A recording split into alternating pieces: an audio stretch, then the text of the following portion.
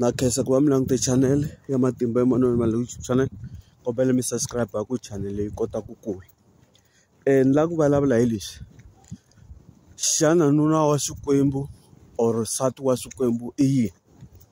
Mi nge ni rhanga hi la. Mi kuma ku nsati wa mina i fambile eku chayeriweni. Ivi loko eku chayeriweni ivi a vuya. I ta va hete swilo hinkwaswo swa vun'anga, a ri na swilo hinkwaswo na maphandi hinkwaswo helerile. Ivi Mikwembu ya yena yi ku ni lava nuna wa Xikwembu. Loko Mikwembu ya yena yi ku ni lava nuna wa Xikwembu, a swi vuli ku i fanele a ya teka un'wana n'wanuna hi tshama hi ri vavanuna va ri vambirhi laha mutini yena a ri n'wansati ro wun'we. Ku vulavuriwa na Mikwembu ya ka vona, Mikwembu leyi yi nge i fanele i va na nuna wa Xikwembu. A ya teka nsati wun'wana hi mali ya yena ya Vukwembu.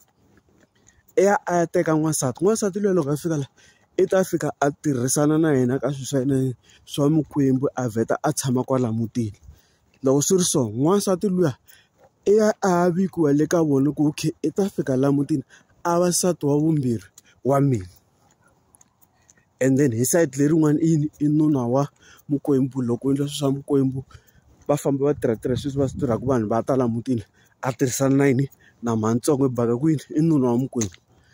Ivi ni le ka mina n'wanuna switani mi kuma ku na famba kumbe ni ya ku chayeriweni.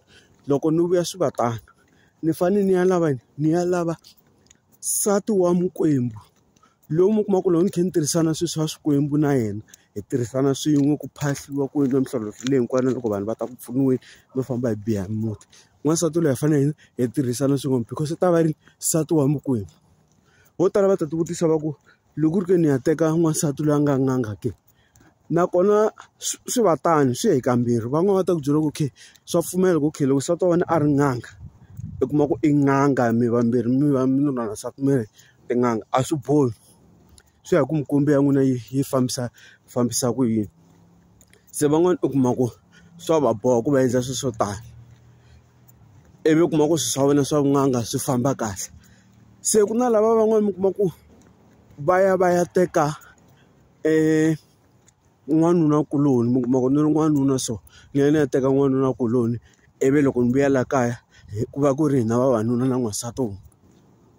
Swi tani, swi ya hi ku Mikwembu yi ri yini.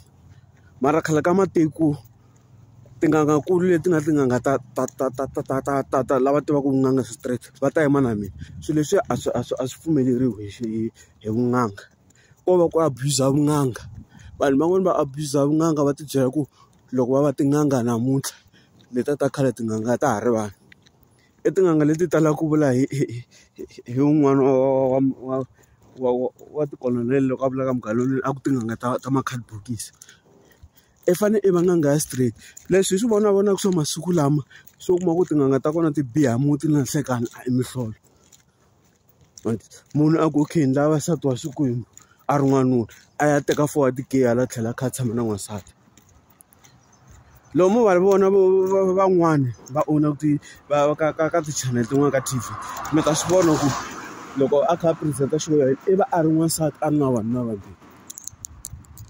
But loko mo cheka hansi mi swi twisisa something wrong le xikarhi. Ku na swilo swin'wana a swi fambanga kahle. Na khensa ku va mi langute channel ya Matimba Emmanuel Mali YouTube channel. Kombela mi subscribe ku channel yi kota ku kula xandla ehenhla ka xin'wana xandla. Thank you.